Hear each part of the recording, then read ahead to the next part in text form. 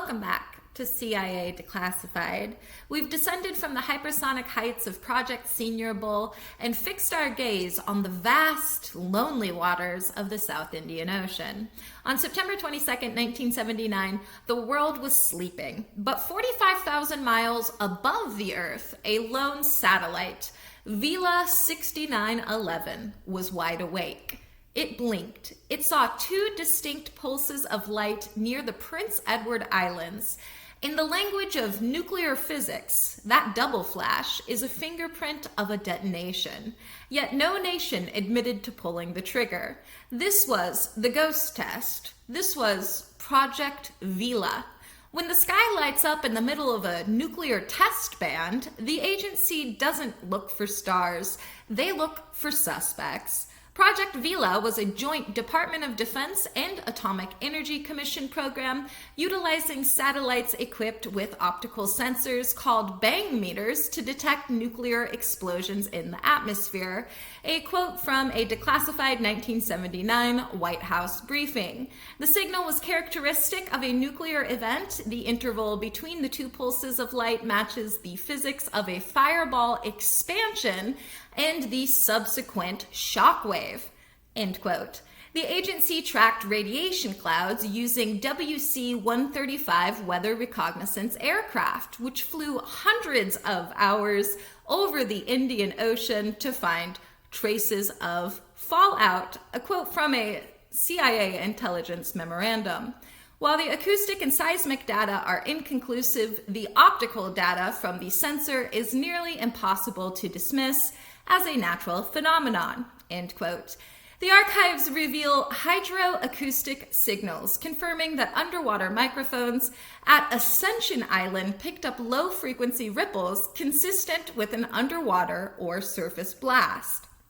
The declassified archives confirm that a secret CIA station in Perth, Australia, recorded a massive spike in radioactive iodine-131 in local rainwater exactly 4 days after the South Indian Ocean flash. A quote from a 1980 Internal Naval Research Laboratory report.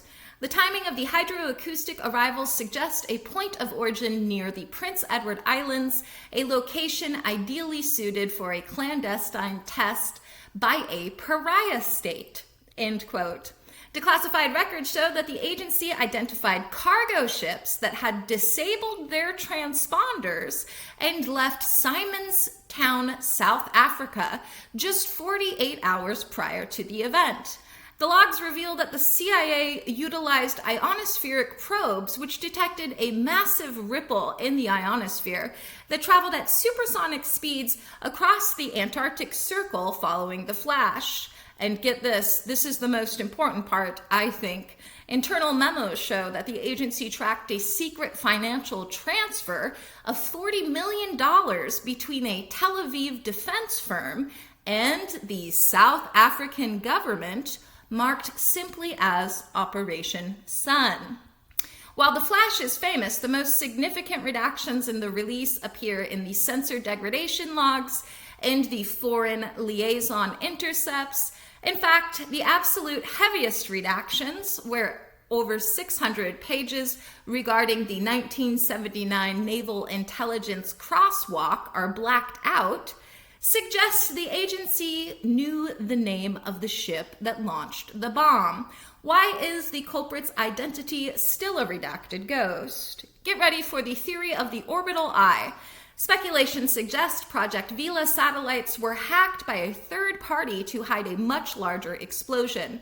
The theory claims the redactions hide sensor manipulation logs from 1979, alleging that a private corporation used a ground laser to blind the satellite's secondary sensors, making a massive deep-sea mining detonation, and the black bars mask the corporate signature list. What if the flash wasn't a bomb? A dark rumor suggests the CIA detected a warp drive test from a non-human craft. The theory claims the redactions in the interstellar signature analysis hide the fact that the double flash didn't come from the ocean, but from a point 3 miles above it where a rift opened with the black bars masking the non-Earth origin telemetry. Hidden behind the ink of the Solar Radiation Annex, some claim the CIA was testing an atmospheric igniter to turn the air itself into a weapon.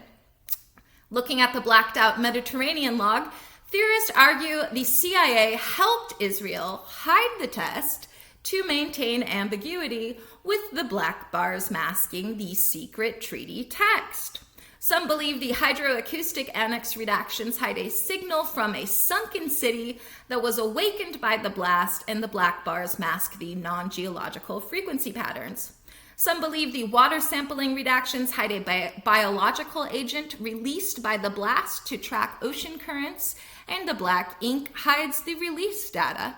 Gossip suggests the redactions in the optical sensor section prove the CIA saw an antimatter explosion, and the black bars hide the 0-point energy equations. Looking at the blacked out timestamp logs, theorists scream that the satellite saw the flash 10 minutes before it happened, and the redactions hide the temporal folding data.